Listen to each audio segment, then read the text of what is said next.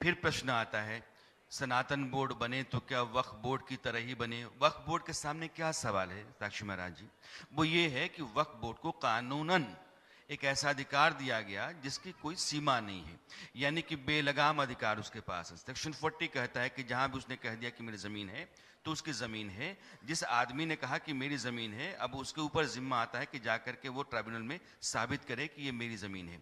वक्फ ने कहा उसकी हो गई। क्या सनातन भी इसी तरह से कोई बेलगाम ताकत चाहता है अपने लिए?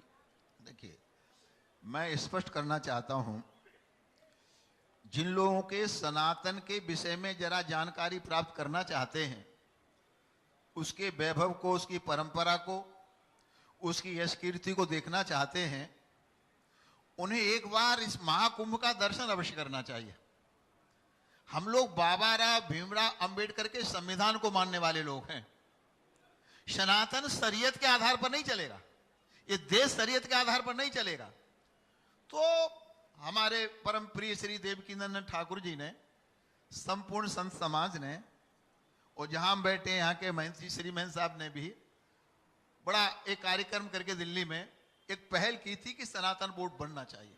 लेकिन हम ये चाहते हैं सनातन बोर्ड बने, सनातन परंपरा के अनुसार बने, और उसमें हमारे सामने विश्व की सबसे बड़ी लोकतांत्रिक व्यवस्था है, उस व्यवस्था को हम स्वीकार करना चाहते हैं, परंतु वक्फ बोर्ड समाप्त होना चाहिए, सनातन बोर्ड बनना चाहिए। एक संकट जो है वो धर्मांतरण को लेकर के। उत्तर प्रदेश की सरकार ने एक नियम बनाया कि अगर आप किसी भी आदमी को बरगला करके गलत तरीके से धोखे में रख करके उसका धर्म बदलते हैं तो ये गैर कानूनी है। देश के बाकी राज्यों में ऐसी व्यवस्था अभी कानून के तौर पर नहीं आई है, लेकिन धर्मांतरण एक बड़ा संकट मानते हैं सनातनी।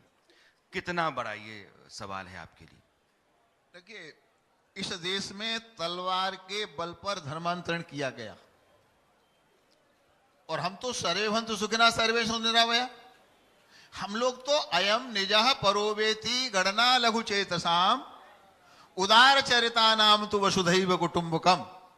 हम उस परंपरा को मानने वाले लोग हैं। आपको आश्चर्य होगा, मुझे मेरी छवि कट्टर हिंदूवादी की है। वो है, लोग कहते हैं। और कल मेरी पेशवाई है श्री निर्मल पंचायती अखाड़े की, और आप देखेंगे बड़ी संख्या में मुस्लिम समाज के लोग, जो बाहर के जिलों के भी श्रद्धा के साथ आएंगे, पेशवाई में भाग लेंगे, गंगा में स्नान करेंगे। ये तो बात यहाँ तो रविंद्र पुरी जी भी कह के गए कि उनकी पेशवाई में बहुत सारे मुस्लिम समाज के लोग थे।